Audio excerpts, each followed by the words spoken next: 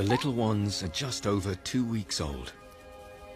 Changing the hay is the Marmot way of changing diapers. A newly born weighs as much as 2 tablespoons of salt. To survive their first winter, they must increase their birth weight 40-fold within 3 months. Mountain hares have already replaced their snow-white winter coat with the camouflage of summer. Right from birth, they are out in the open. Unlike marmots, they're born with fluffy fur. In cold weather, the mother keeps them warm. With the snow melt nearing its end, the roar and rage of spring's 10,000 torrents has faded. But glacial rivers are now running high.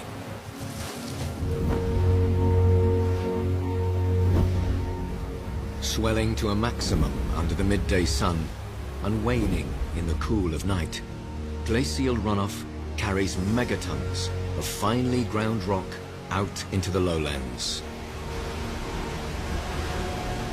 Europe's highest waterfalls and longest cataracts are the glacier's spectacular gift.